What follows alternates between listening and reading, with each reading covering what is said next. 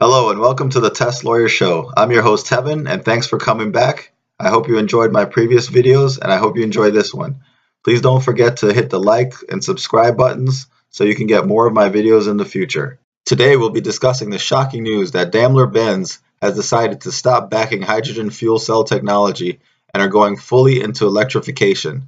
I don't know if the fact that the Model S is outselling the Mercedes-Benz S-Class in the high luxury sedan market has anything to do with this, but I wouldn't doubt it. So what makes this move really shocking is that just 3 months ago on January 17th of 2017, Mercedes announced that they would be joining the Hydrogen Council. So what is the Hydrogen Council? The Hydrogen Council seems to be born out of the 2015 Paris Agreement. Their goal is to address climate change and lower carbon emissions by working with governments and other organizations to build up the hydrogen-related infrastructure. This organization is made up of BMW, Toyota, Honda, Hyundai, Shell, and 7 other companies that are trying to increase the investments in hydrogen infrastructure. Currently, the Hydrogen Council has been spending about $1.5 billion annually to raise investments in hydrogen-related infrastructure such as fueling stations and information. But they were committed to spending $2 billion over the next 5 years as Mercedes had joined them. This amount of massive investment was really sorely needed because there is not a lot of places to refuel with hydrogen. Currently in the US, there are only 34 publicly accessible hydrogen refueling stations, with 31 in California and 1 each in Connecticut, Massachusetts, and South Carolina. So it's very hard to go anywhere unless you live in California with hydrogen. The difference becomes very clear when you compare this to electric charging stations. Tesla alone has over 5,339 supercharging stations, and the Department of Energy estimates there are over 15,000 places to recharge your EV and 40,000 outlets in the US. And if you thought electric vehicles were expensive, wait till you hear about hydrogen.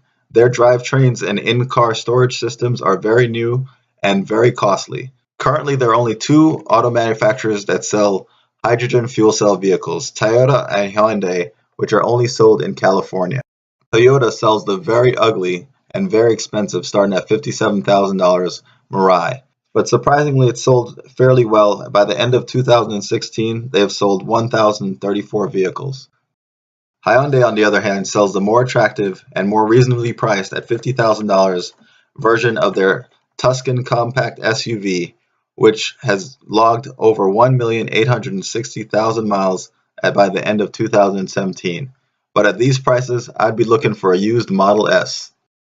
So after 3 months of joining the Hydrogen Council, Mercedes decided that they've had enough. On March 27, 2017, Mercedes-Benz CEO Dieter Zetsche announced at a company meeting that they will no longer be pursuing hydrogen fuel cell technology, but they will still be releasing their hydrogen fuel cell GLC by the end of 2017 or early 2018.